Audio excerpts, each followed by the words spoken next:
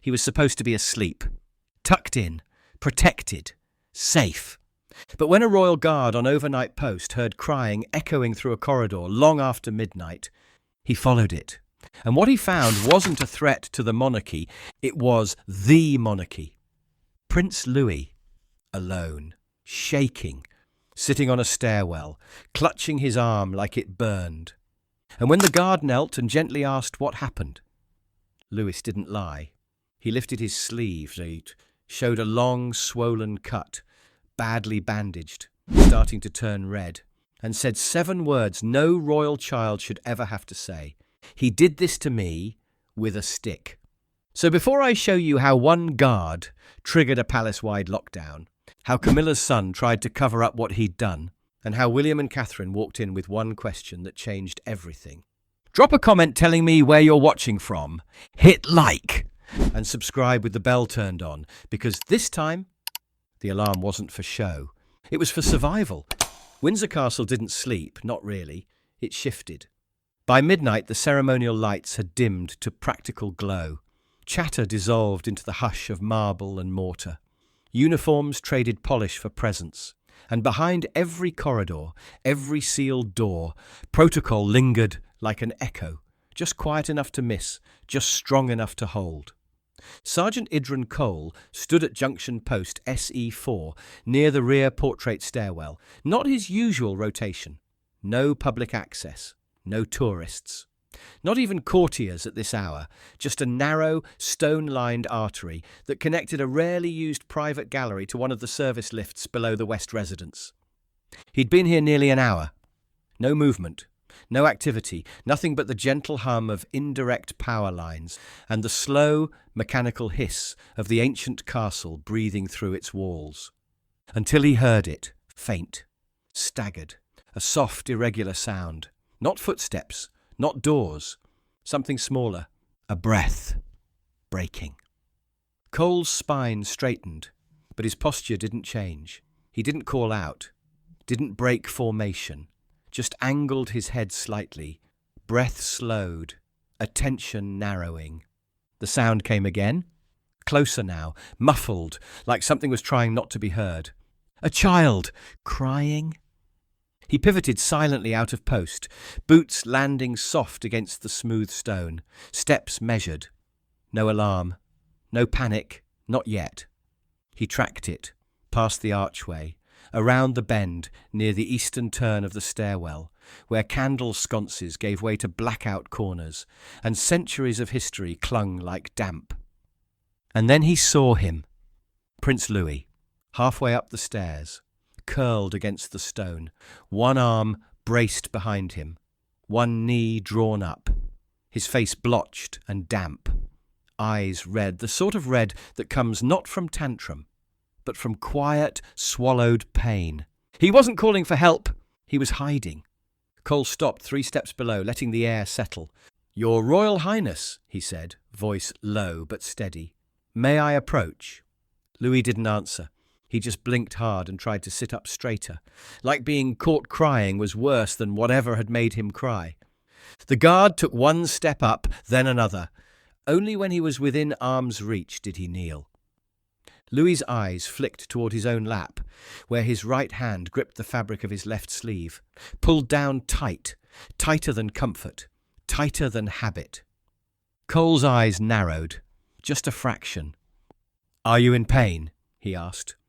Louis nodded, then shook his head, then froze, like he didn't know which answer was safer. He tried to push off the step and stand, but the motion jolted something.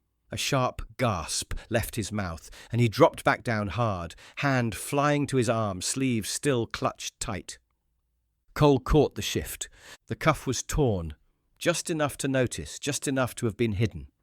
And there, and near the seam, something stiff and crusted had darkened the edge, not fresh, not soaked, but red once, dried now, reddish-brown, blood. Cole didn't touch him, not yet. He let the silence breathe again. Louis looked up. Tears welled, not fresh, but as if they'd never finished falling earlier, and in the smallest cracked whisper he said it. "He did this to me." Cole's expression didn't change, but one gloved hand braced against the stone step beneath him, steady, deliberate, while his other hovered just inches from the boy's trembling sleeve. And when he reached gently toward it, Louis flinched, not dramatically, not instinctively, but like someone expecting it to hurt all over again. And that, more than anything, told Cole what kind of night this was going to be. Cole held his hand in place, close enough to help, far enough not to threaten. He didn't rush. He didn't soften his voice into something false. Windsor didn't need softness. It needed control. "Louis," he said quietly, using the boy's name like an anchor. "Look at me." Louis blinked up at him, lashes wet, cheeks sticky from tears that had been wiped away too many times with the back of a sleeve. Cole kept his tone level. "May I see what's under your cuff?" Louis's fingers tightened around the fabric, like it was the only thing keeping the pain from spilling out into the air. For a moment he didn't move. Then he swallowed hard and whispered, almost inaudible, "He said not to." Cole didn't ask who. Not yet. He nodded once, as if Louis had simply answered a routine question. "I understand." Louis stared at him, searching his face the way children did when they weren't sure whether an adult was safe or just pretending. Cole spoke again, slow and exact. "No one is allowed to hurt you.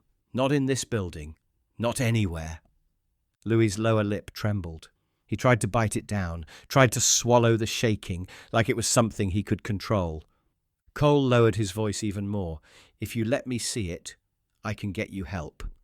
If you don't, it's going to keep hurting." That did it. Louis's breathing hitched once, sharp and thin, and he nodded. His hand moved slowly, like he was afraid the sleeve itself would punish him for being lifted. The torn cuff slid up an inch. Then two. The fabric stuck at first, stiff and tacky. Something underneath had dried into it. Louis winced as it pulled. Cole didn't touch. He just watched. Louis lifted higher, and the castle seemed to narrow around them. Under the sleeve wasn't a bruise, not a scrape, not the kind of childish injury you could shrug off with a laugh and a plaster. It was a cut, long, angled, a thin line of damage that started near the inner forearm and ran upward in a jagged path, as if something narrow and hard had struck and dragged at the same time. The skin around it was swollen, red, and shiny with heat. The centre had crusted in places, dark, dried blood that had sealed and then cracked again when he moved. A cheap bandage had been wrapped over part of it.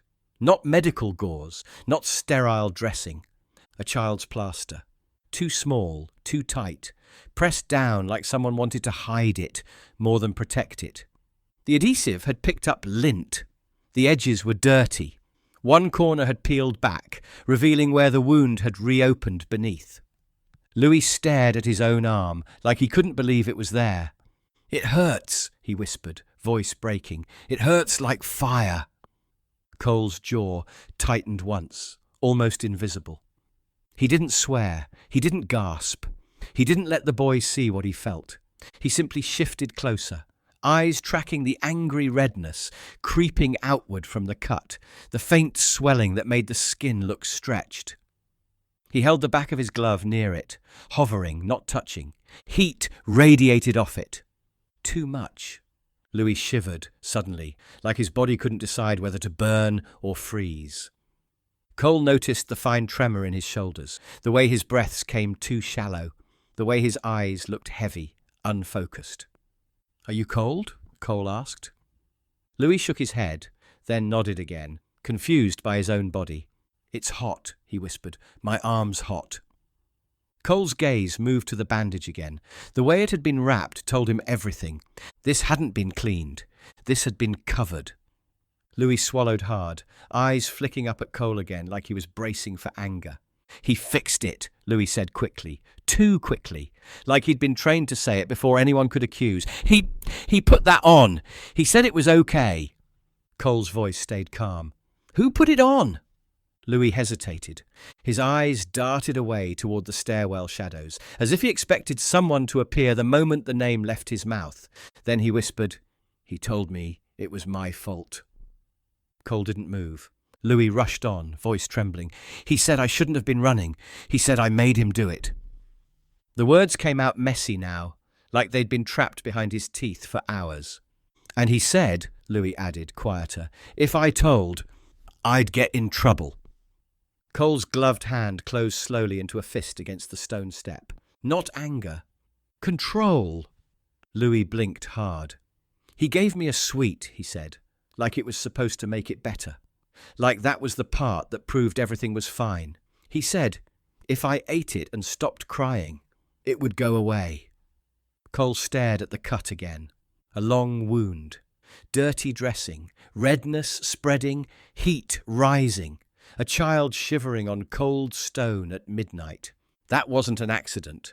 That was harm. And then concealment.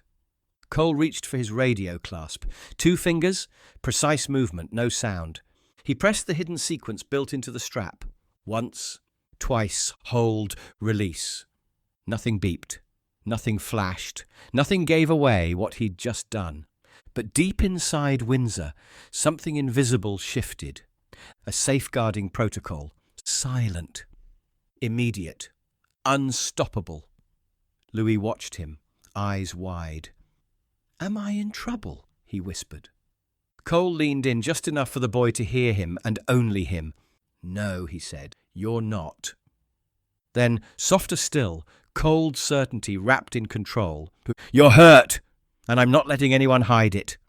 Louis's breath hitched, and somewhere above them, behind a door that hadn't been there a moment ago, a latch clicked. Footsteps began to move, closer, coming down toward the stairs. The footsteps were getting closer. Measured, confident, slow in the way only someone entitled could walk through a royal corridor past midnight. Cole didn't flinch, didn't rise, just repositioned. 1 foot planted subtly in front of Louis's, a protective barrier that said more than orders ever could. Louis was watching the shadows on the wall, his breath caught every time the footfalls echoed around the corner. He clutched his own arm again, sleeve half pulled back down, as if the wound could be hidden all over again. Cole leaned in just slightly. Who hurt you? Louis didn't answer. Cole didn't push. He waited. 1 beat, then another. Louis whispered, It was an accident. His voice cracked on the last syllable, and he blinked fast like he could rewind what he'd just said. Cole kept his voice flat. Accidents don't get hidden under threats. Louis opened his mouth, closed it again, then looked away. Not at the shadows now, but at the floor between his feet. Cole followed the silence, let it stretch until it snapped naturally. Who said you'd be in trouble if you told? Louis shifted. He said I don't know when to stop. That if I just listened. Cole nodded slightly, not agreeing, just acknowledging.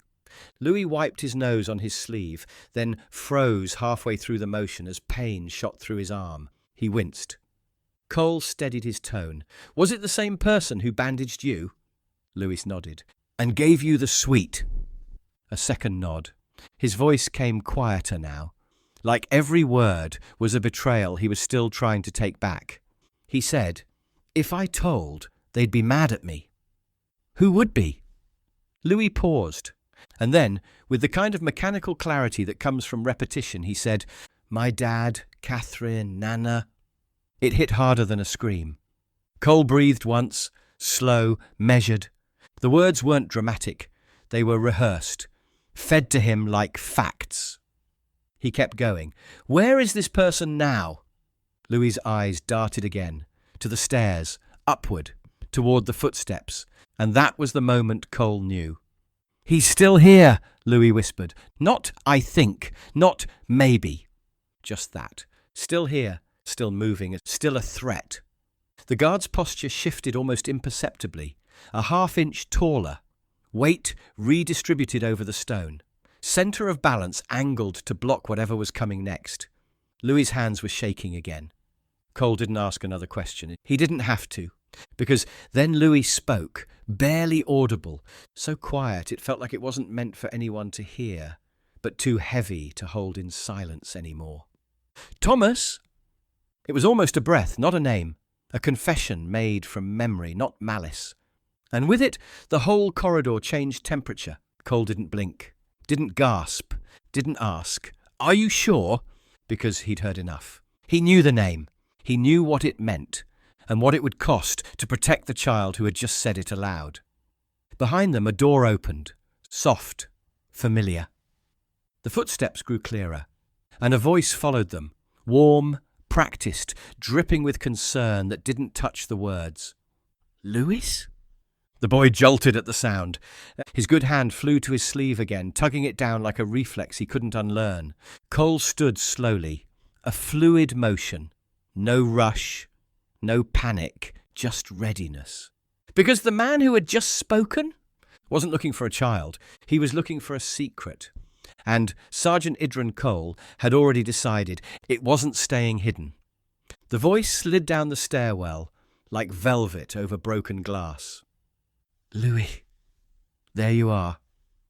Thomas Parker Bowles appeared at the top landing of the staircase, silhouetted against the amber hallway light, dressed not in formality, but in familiarity.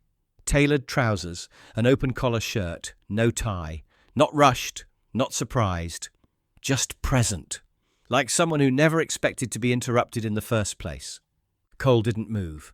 He stood now at full height, body angled protectively in front of Louis, one foot subtly blocking the child's from rising, the other placed firmly on the edge of the step in front of him. A quiet wall. Thomas took the first step down, his tone too warm. "There you are, mate. You had us worried. It's late, you know. Everyone's looking for you." Louis didn't answer. He had pulled his sleeve down again, fast and tight, his eyes locked on his knees. Shoulders hunched, not like a child pouting, like a child preparing. Thomas looked up from the boy and finally acknowledged the uniform in front of him. His expression didn't falter, but his pace slowed by half a beat. "And, Sergeant," he said, like tasting the word. "Evening?" Cole nodded once. "Sir?" "I don't think I've seen you posted in this corridor before." He made it sound like a joke, but his eyes were scanning, measuring. "Night watch, is it?" "Safeguarding response," Cole said. That stopped Thomas for exactly 1 second. Then the smile returned, tighter now. "Oh, I see. All a bit of a misunderstanding, I'm sure." He glanced over Cole's shoulder. "He's a sensitive one, this one. Bit of a bump and he thinks the sky's falling. You know how boys are?" Louis didn't flinch. He simply folded in a little smaller. Cole didn't look away from Thomas. "He's in pain. The wound requires medical care." Thomas tilted his head like he hadn't heard correctly. Cole's voice didn't change. "A medic is on the way." Thomas chuckled once, too light, too late. "Right, well, I handled it." He caught himself on the corner of a chest earlier. "I cleaned it, wrapped it up. He's just overtired, aren't you, Lou?" Louis's breathing changed. Subtle. A sound only someone kneeling beside him would have noticed. Thomas took another step down. Cole shifted. Just enough. It wasn't dramatic. It wasn't loud, but it was absolute. Thomas stopped walking. "I'll just take him back up now," Thomas said with forced ease. "Let's not make a thing of it." Cole didn't answer. He stayed in position. Thomas's eyes flicked down, finally seeing the stance for what it was. He smiled again, but this one didn't reach anything above his teeth. "Sergeant, step aside." "No, sir." Thomas raised a brow. "Excuse me." Cole's voice was precise. "The child remains here under safeguarding protocol." Thomas took a slow, testing step sideways. Just off the stair's edge, Cole mirrored it, blocking, quietly, cleanly. That was the first shift. Not a fight. Not yet. Just the moment entitlement collided with resistance. Thomas's jaw tightened, but the smile didn't break. "You think you're protecting him from me?" Cole didn't respond. Thomas's eyes narrowed as they landed on Louis, then down at the torn sleeve, and that's when he knew. The damage had been seen. His posture changed. He took a step forward, and this time the voice sharpened. "Louis, did you show him?" Louis's chin dipped even lower. His shoulders trembled. "I told you not to show anyone." There it was. The mask cracked. Just enough. Cole stepped once more into his path, firm. "Do not approach the child." Thomas's eyes locked onto his, lips twitching, and then he muttered, just low enough for the guard to hear, "I told you to keep that covered." Silence. Then footsteps above again, lighter this time. Someone else was coming, but Cole didn't turn to look, because the man in front of him wasn't finished. He hadn't come down those stairs to help a child. He'd come to bury a secret. And now? He wasn't walking away with either. The castle didn't announce its response, and it never did. No sirens, no shouting, no stampede of boots down the hallway. Windsor simply adjusted. A distant door somewhere below, sealed with a soft hydraulic sigh. A corridor light flickered once and steadied. A route that had been open minutes ago became inaccessible without anyone saying why. The kind of changes that meant the building had received a message and decided, quietly, to protect itself. Cole didn't look away from Thomas. He didn't need to. He could feel the shift, the way a soldier feels weather change before the storm hits. Thomas, however, noticed. Not consciously at first, just the way his eyes darted to the side when the air in the stairwell seemed to tighten. The way his smile didn't sit right anymore. "What did you do?" Thomas asked. Voice still controlled, but thinner now. Cole didn't answer. He stayed between Thomas and the boy, shoulders squared, hands relaxed but ready. Louis sat rigid on the step behind him, sleeve pulled down tight again. His breathing was shallow, as if every inhale scraped against something sharp inside his chest. Thomas took another step down. Cole blocked it. Thomas exhaled through his nose, irritated. "Move now." Before Cole could respond, a new sound entered the stairwell. Soft soles, measured pace. Someone trained to approach quietly. A woman appeared at the bottom of the staircase entrance, stepping into view with a slim medical pack tucked under one arm. She wore Windsor blue, hair pinned back, expression professional and unstartled. On-call medical. She didn't speak to Thomas.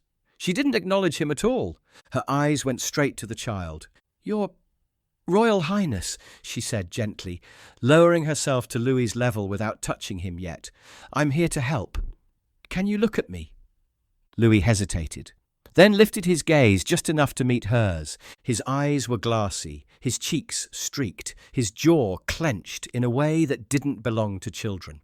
The medic's attention dropped to his sleeve. "May I see your arm?" she asked. Louis flinched, not away from her, away from the idea of being seen. Cole spoke before the boy could answer. He's been instructed not to show it. The medic's eyes flicked up briefly, and something hardened behind her calm. "I understand," she said quietly. Then, softer to Louis, "You won't be in trouble for being hurt." Louis swallowed. Slowly, carefully, he lifted his sleeve again.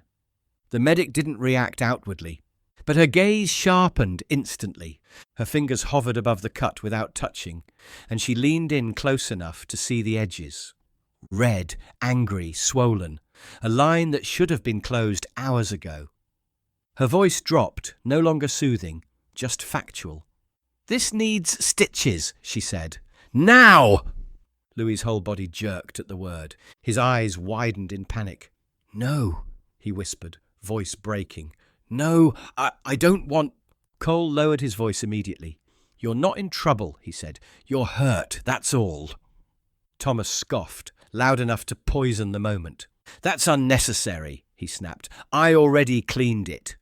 The medic didn't look at him. She looked at the bandage, at the lint stuck to the adhesive, at the dried blood that had soaked into fabric and then been covered like it didn't exist. She spoke carefully, like she was choosing words that wouldn't escalate the room, but couldn't be softened either. This wasn't cleaned properly. Thomas's head snapped toward her. "Watch your tone." The medic finally glanced up, her expression still controlled. "My tone isn't the issue," she replied.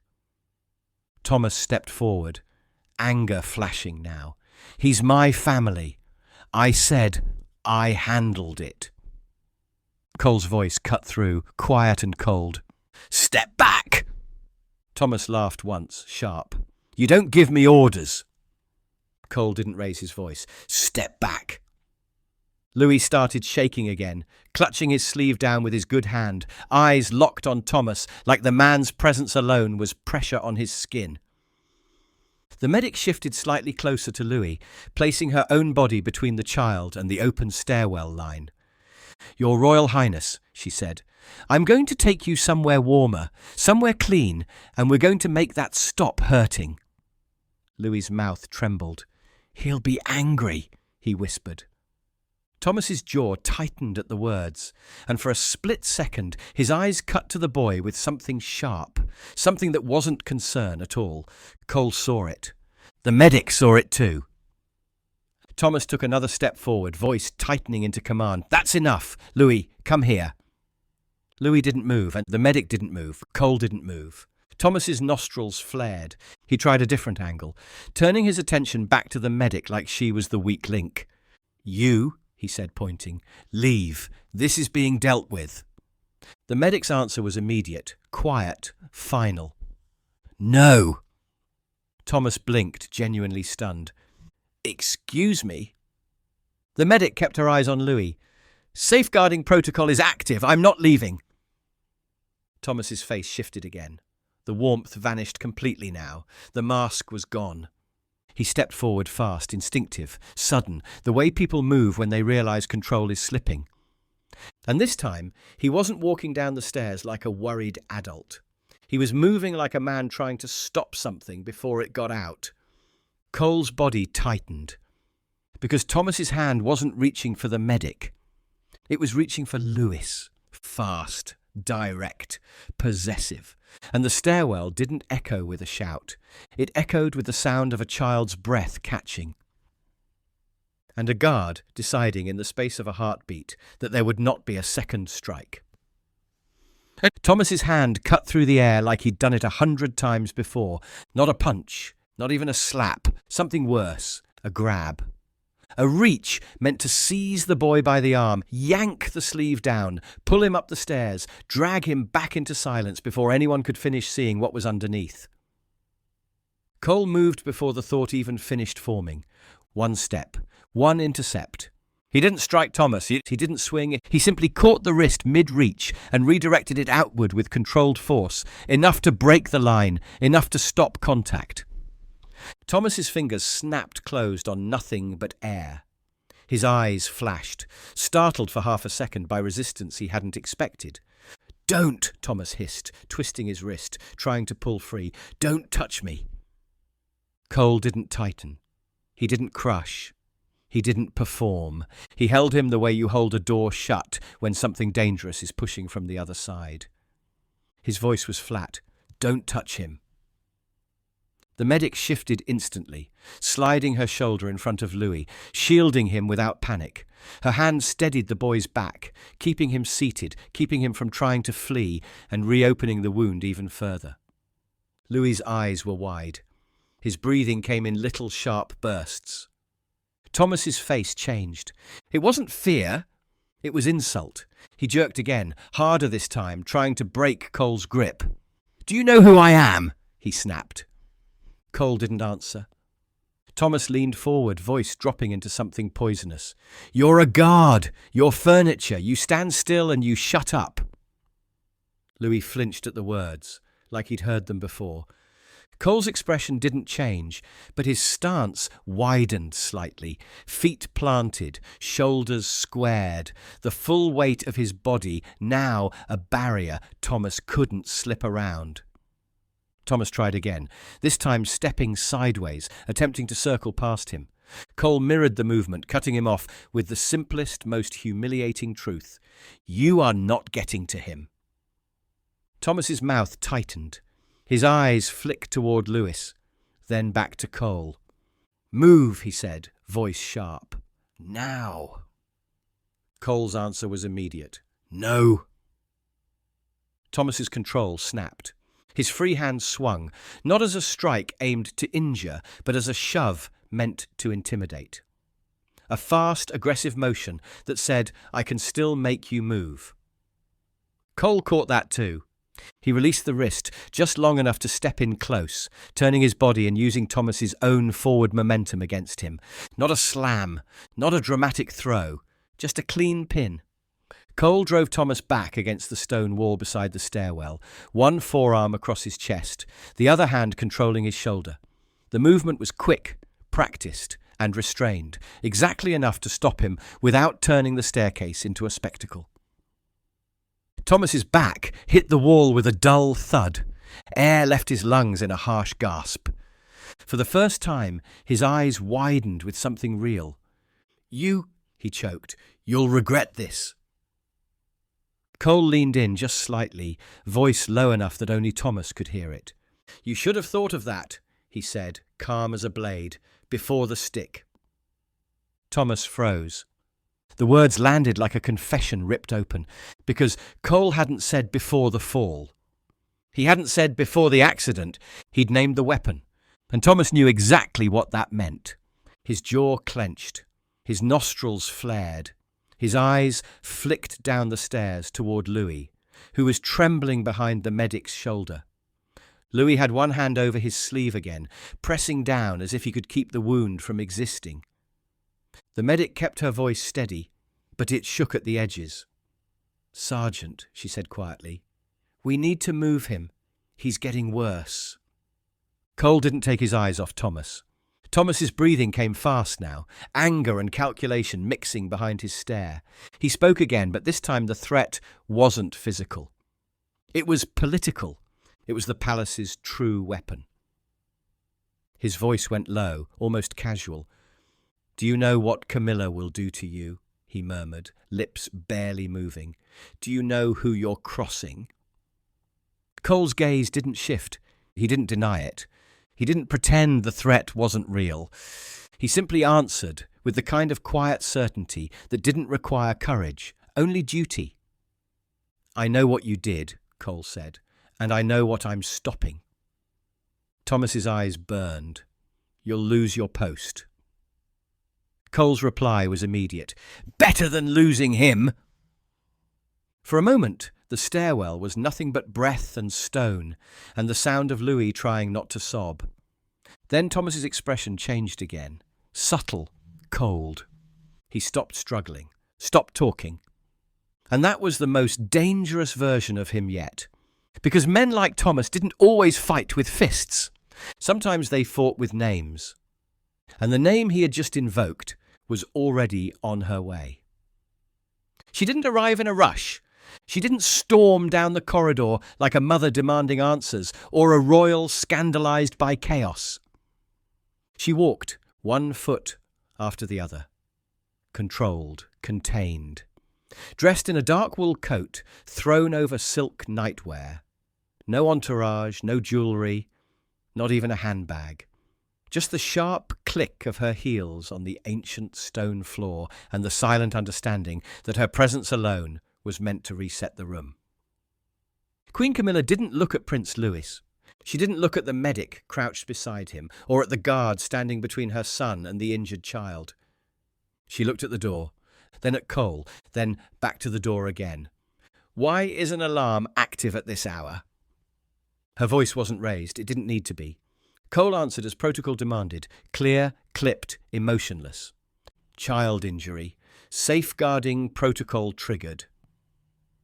Camilla's gaze slid past him toward the boy, still seated on the stair, eyes glassy, lips pressed together like he was holding every word inside his chest with both hands. She didn't go to him, didn't kneel, didn't ask what happened. She turned back to the guard. "This is being mishandled." Cole didn't reply. She gestured lightly, at the medic, the silent stairwell, the hushed energy of a building that was watching from its walls. This should have gone through the household channel, not a public security cascade. "It didn't go public," Cole replied. Her eyes narrowed. "It's on record now. It's supposed to be." She tilted her head. The silence stretched. Then she shifted tactics. "It's a family matter," she said, softer now. "This should be handled internally." Cole's posture didn't change. "It is." She stepped one pace closer. "Then stand down." "No." The word came without edge, without defiance. Just a single syllable that didn't budge. Camilla's lips pressed into a fine line. She looked over his shoulder again. This time her voice changed. "Darling," she called gently, "can you tell them what happened? You tripped, didn't you? Just a little accident?" Louis didn't answer. He stared at the stone. The medic glanced at the boy, then at the Queen Consort, then at the guard, waiting to see if anyone would interfere. "Go on, sweetheart," Camilla coaxed. "Tell the sergeant what really happened." Louis blinked slowly, then nodded, then shook his head, then finally whispered, I fell." The medic stilled. Cole didn't move. Louis's voice cracked again. I ran too fast. I wasn't watching."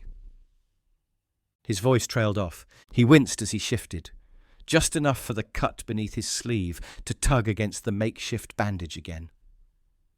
The medic reached for her kit. The silence cracked under her words. "That cut is not consistent with a fall." Camilla's head turned slowly. The medic didn't flinch under the Queen Consort's stare. She repeated herself quietly. "It was caused by a narrow object, clean angle, partial drag, possibly blunt-edged. And the surrounding tissue shows layered trauma. This wasn't accidental contact with furniture." Camilla didn't react. Not with shock, not with outrage, not with grief. She exhaled once, long and quiet, then smiled, without warmth. "I see," she said, tone dropping into something smoother. "We're letting the hired help diagnose intent now." The medic didn't reply. Camilla turned back to Cole, voice returning to cold clarity. "You're making a mistake," she said. "This will become something it doesn't need to be." Cole answered, voice just as quiet. "It already became that. The moment someone gave him a sweet to keep him quiet." Camilla's eyes flicked sharply to her son. Thomas hadn't said a word since being pinned. He stood now behind the guard, rigid, contained, eyes low, like a man waiting for permission to spin a new story. Camilla stepped closer to him, almost casually, almost maternally. And then she said it under her breath. "You always go too far." Thomas's mouth opened, but the stairwell was already shifting again because someone else had arrived. And this time, neither of them had the power to shut it down. They didn't come with warning. No herald, no page, no whisper from the corridor. Just movement. Boots on stone, 2 sets, moving with a speed that wasn't reckless, but undeniable. Not the pace of someone responding to a protocol. The pace of someone who'd been told their child was hurt. Prince William entered the stairwell first. No coat, no aids. Just a dark sweater over a white shirt and trousers, his hair uncombed, his face unreadable. Catherine was as half a step behind him, jacket hastily thrown on over sleepwear, eyes locked not on the adults, but on the boy. Her son, Louis. She moved before anyone spoke, stepped around the Queen Consort without hesitation, past the guard, past Thomas. She dropped to her knees beside the medic. "Louis," she whispered. The boy's face crumpled, and for the first time in hours, the tension in his shoulders loosened. He reached toward her, fingers trembling. She didn't pull him into an embrace, not yet. She placed a hand gently behind his back, steadying him, her eyes immediately going to the bandage and the blood beneath it. William didn't stop walking until he stood directly before Cole. His voice, when it came, was low. "Report." Cole didn't glance toward Camilla or Thomas. He kept his gaze level. "Late night post, southeast stairwell. Heard distress. Located Prince Louis, seated alone, crying, injured." He gestured down. "Torn sleeve, deep cut, improvised dressing, fever response." He identified the cause, said, "He did this to me." William's jaw flexed. Cole continued. "Child said it was his fault, said he was told he'd be in trouble if he told anyone. Bandage was applied prior to discovery." William didn't blink. "Who did it?" Cole stepped slightly to the side, and that was the first time William laid eyes on Thomas. The man was leaning against the stone, flushed and rattled, lips pressed together, like a man who had just remembered he was still visible. "Did you do it?" William asked. Thomas straightened. He overreacted. He was running, he fell. "I patched it." "Did you hit my son with an object?" William's voice didn't rise. Camila stepped forward. "William, don't," he said sharply without looking at her. His eyes never left Thomas. Thomas swallowed. "It was an accident." William's tone flattened to something colder than anger. "That's not what I asked." Thomas said nothing. Catherine stood now, slowly, her hand still on Lewis's shoulder. She pulled the sleeve down just enough for William to see the cut, the swelling, the line of damage that no furniture could have caused. Her face didn't soften. "This wasn't an accident." William stepped toward Thomas. "You hit him." Thomas held his ground. "I was correcting him. It got out of hand." William didn't flinch. "With what?" Thomas hesitated. William's voice sharpened. "With what?" Thomas looked away. Louis's voice cut through the silence like a blade. He said, "If I told, you wouldn't love me any more." Everything in the room stopped. Even the air seemed to contract. William's shoulders rose slowly, as if restraining the urge to react in a way that would explode the very castle beneath his feet. Catherine looked down at her son. "Who said that, love?" Louis stared at the floor. "Thomas?" Camila exhaled sharply. "He's confused. He's tired. William turned to the nearest security officer, who had entered silently behind him. "Remove him!" Camilla's voice rose. "You will not remove him now!" The officer didn't hesitate. Thomas stepped back instinctively. "You don't have the authority." "I'm his father," William said. "I have every authority you forgot existed." The officer took Thomas by the elbow, not forcefully, just enough to begin movement. Louis watched it happen with wide eyes. But William didn't let it end there. He turned to his son. "You are never in trouble for telling the truth."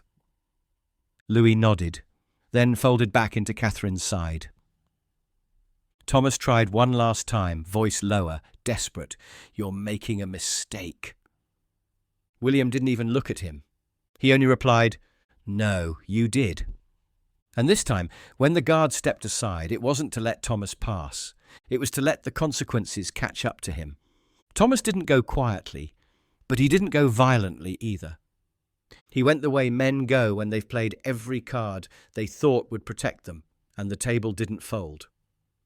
2 internal security officers flanked him now, guiding him not through public halls, but deeper into the service arteries of Windsor, routes the press never saw, routes the royals rarely walked themselves.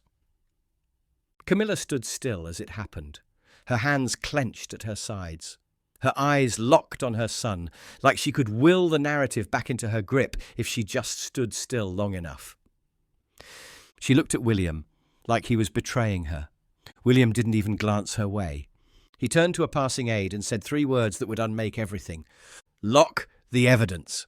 The man didn't question it, just gave a short nod and vanished down a side hall. William turned back to Cole. "Every camera in this corridor, every access log, every staff pass ping. I want it frozen and duplicated under emergency safeguarding clause. No redactions, no delays." "Yes, sir." "And the stairs," William added.